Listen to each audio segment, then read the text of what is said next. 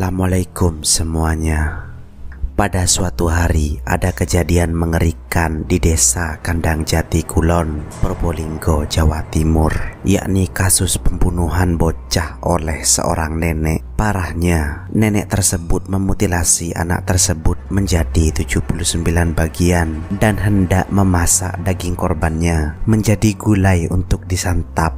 Namanya adalah Mbah Sujiwo, dan hingga saat ini ia dicap sebagai salah satu pembunuh sadis di Indonesia. Bagaimana cerita selengkapnya? Silahkan menyimak. Malam itu penduduk desa Kandang Jati Kulon tengah bersiap untuk tidur, namun mendadak dikejutkan dengan riuhnya suara warga yang berteriak menyebut nama seorang bocah yang dikenal dengan nama Faridatul. Faridatul, bocah berumur 5 tahun itu dikabarkan hilang secara misterius dari rumahnya. Hilangnya bocah cantik itu membuat gempar desa, karena hingga tengah malam dirinya tak kunjung ditemukan. Biasanya Farida, sapaan akrabnya, selalu pulang tepat waktu setelah mengaji. Farida selalu tiba di rumahnya pada pukul 8 malam. Pencarian selama 6 jam itu berakhir dengan suara jerit tangis dari orang tua Farida, Haryanto dan Eni Diningsih. Farida yang sedang lucu-lucunya itu ditemukan dengan tubuh termutilasi di rumah Mbah Sujiwo. Jasad Farida ditemukan secara tidak sengaja oleh kepala desa Kandang Jati Kulon. Saat itu pencarian Farida dipusatkan di sekitar rumah Mbah Sujiwo, kurang lebih 15 meter dari rumah Farida. Kepala desa itu mengaku saat itu kakinya tak sengaja menyenggol baskom yang ditutupi dengan tampah. Dia pun terkejut lantaran matanya melihat sebuah tangan anak kecil menyembul keluar dari baskom itu. Ia juga melihat sendal Farida berada di tungku perapian dapur Mbah Sujiwo. Sang kepala desa pun langsung menghampiri dan mengetuk rumah Mbah Sujiwo untuk meminta penjelasan.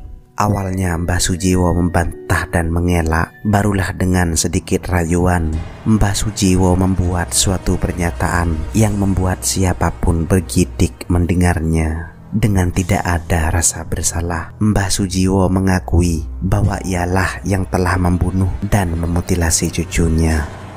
"Memang saya yang menyembelih Farida," kata Mbah Sujiwo dengan nada yang tenang. Mbah Sujiwo pun dibawa ke kantor polisi. Dalam keterangannya, Mbah Sujiwo mengatakan jika sebelum membunuh cucunya Farida, dia sempat mendengar suara gaib untuk memakan daging anak kecil itu.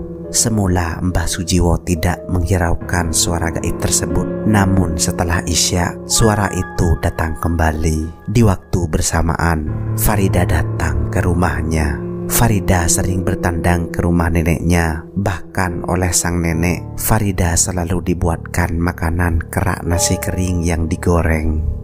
Dalam pengakuannya, Mbah Jiwo mengaku menyuruh gadis manis itu untuk tidur terlentang di lantai rumahnya yang beralaskan tanah. Saat Farida sudah terlentang, Mbah Jiwo menusuk leher cucunya dengan menggunakan pisau. Sebelum tewas dalam kondisi lemas berlumuran darah, Farida sempat bertanya ke Mbah Jiwo, "Kenapa Farida dibunuh, Mbah?"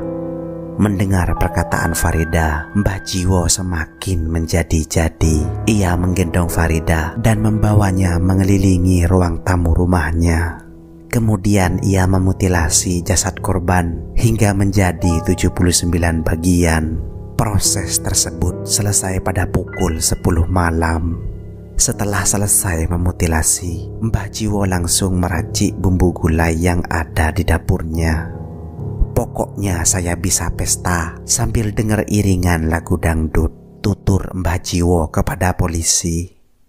Menurut pengakuan warga sekitar, Mbah Jiwo memang mengidap kelainan jiwa. Kejiwaan Mbah Jiwo ini mulai terguncang setelah kematian sang kakak 20 tahun yang lalu.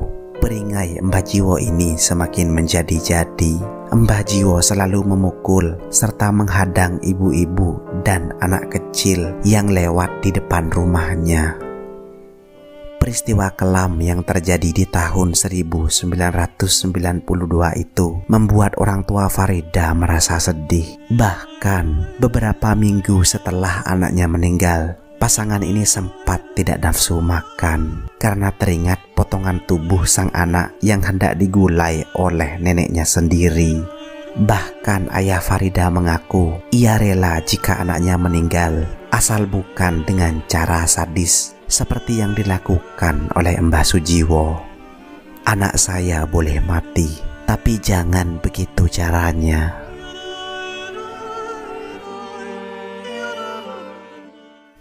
Menyedihkan memang saat kita mendengar kisah ini. Ini juga bisa menjadi pelajaran bagi kita semua untuk lebih mengawasi anak kita, terutama yang masih kecil.